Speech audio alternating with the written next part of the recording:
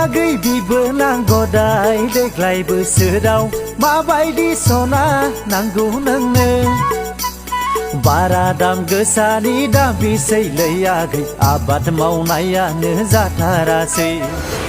हे लोगोफोर दिनैनि बे गोदान मोनसे सर्ट आपडेट भिडिअआवहाय नोंथांमोनखौ गासैखौ बरायनो थालायबाय।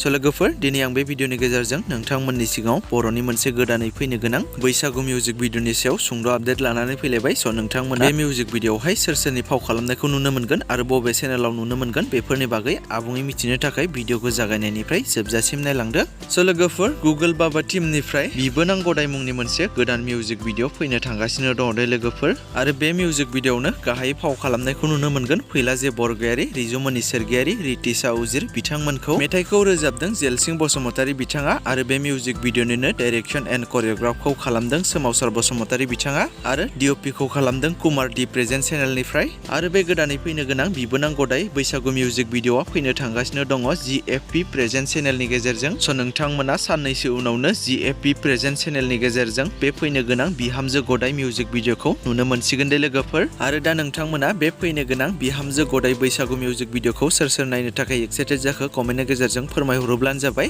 आरो आबुं मिउजिक भिडिअखौ नायनो थाखाय एसे नेनानै थाथ'दो। स' बिदिब्ला लोगोफोर दिनैनि सुंद' आपडेट भिडिअआ बेखिनियानोमोन। जुदि नोंथांमोना भिडिअखौ नायनानै मोजां मोनदोंब्ला लाइक खालामदो आरो बेफोरबायदिनो माखासे बर'नि फैनो गोनां मिउजिक भिडिअ आरो बर' सावथुनफोरनि बागै आपडेटफोरखौ मोननो थाखाय चेनेलखौ साबस्क्राइब खालामनानै खाथिनि बेल आइकनखौबो अल प्रेस खालामना लायोब्लानो जाबाय।